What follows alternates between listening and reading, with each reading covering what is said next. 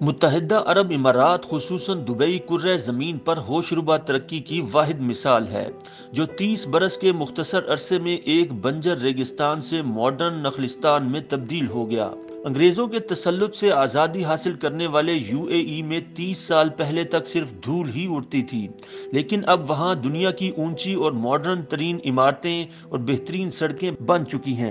دنیا بھر سے سیاح اور بزنس مین، جن کی ترجیح ماضی میں لندن، پیرس اور نیو یارک ہوا کرتی تھی، اب دبئی کا رخ کرتے ہیں۔ متحدہ عرب امارات دراصل 7 ریاستوں کا ایک وفاق ہے: دبئی، ابوظہبی، شارجہ، ام القوان، راس الخیمہ، عجمان اور الفجیرہ، جس کا دارالحکومت ابوظہبی ہے، لیکن دبئی محض دبئی ہے۔ ان ریاستوں نے یکم دسمبر 1971 کو برطانیہ سے آزادی حاصل کی اور اس کے اگلے ہی دن یعنی 2 دسمبر کو 6 ریاستوں نے مل کر وفاقی اتحاد تشکیل دیا۔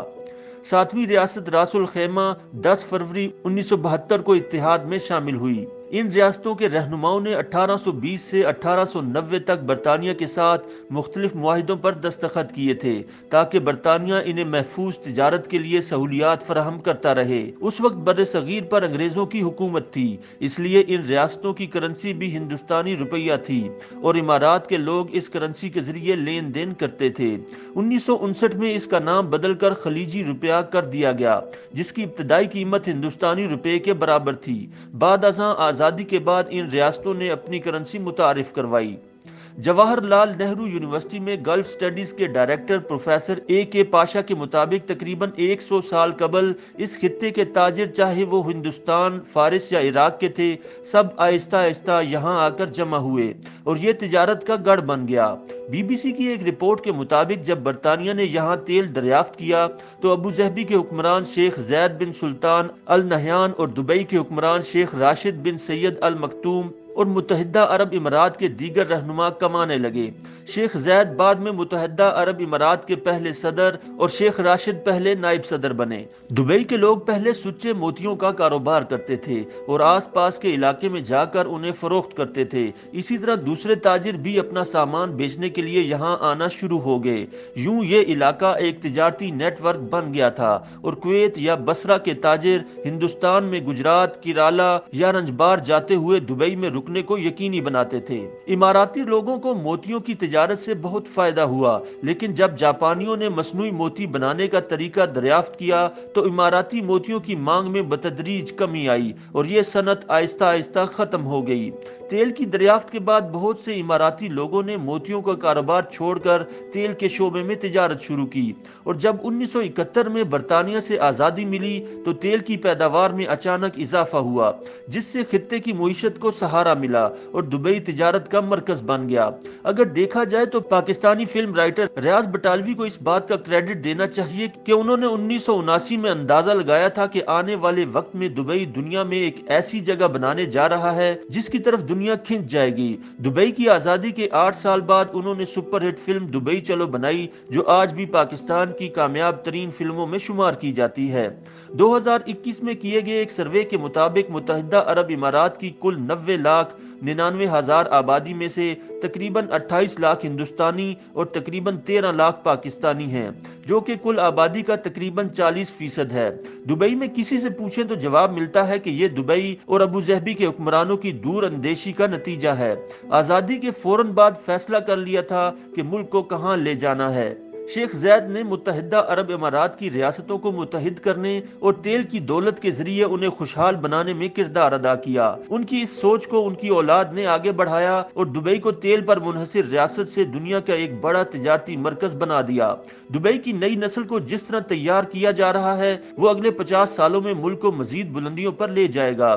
یہاں لوگ محفوظ ہیں، کاروبار محفوظ ہیں اور یہاں کی سیکیورٹی کا شمار دنیا کی بہترین حفاظت میں کیا جاتا ہے۔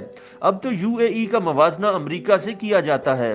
جس طرح امریکہ نے دنیا کے بہترین ٹیلنٹ کو بلا کر اپنے ملک میں بسایا، متحدہ عرب امارات کا بھی یہی حال ہے۔ وہ ہنرمند لوگوں کو بلا کر ان سے کام کرواتے ہیں جو ملک کی ترقی کے لیے ضروری ہے۔ مشہور ہے کہ چند سال پہلے تک پوری دنیا میں سب سے زیادہ کرینیں دبئی میں موجود تھیں۔ یہ دور دبئی کی تیز رفتار تعمیر کا دور تھا۔ اس دوران دبئی کو ابوظہبی سے ملانے والی مرکزی شیخ زید ہائی وے کو جدید بنایا گیا۔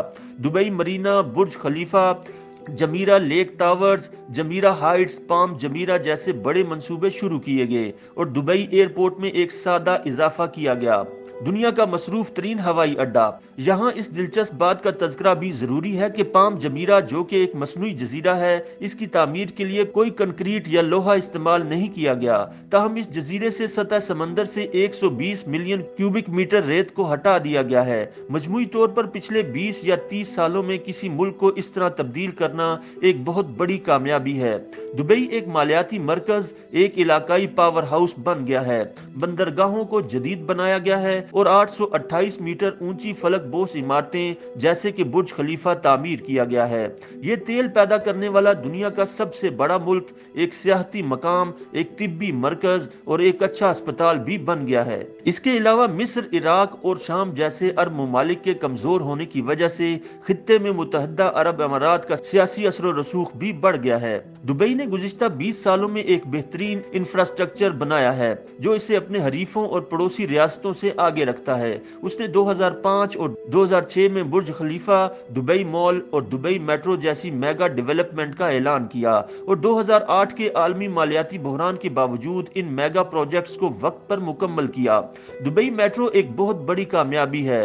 चंद साल पहले तक ये तस्वुर करना भी मुश्किल था कि लोग प्राइवेट SUVs, लग्जरी कारों और जीपों पर मेट्रो को तरजीह देंगे क्योंकि दुबई में पेट्रोल पानी से सस्ता है। आज लोग वक्त बचाने और ट्रैफिक जाम से बचने के लिए दुबई मेट्रो का इस्तेमाल करते हैं।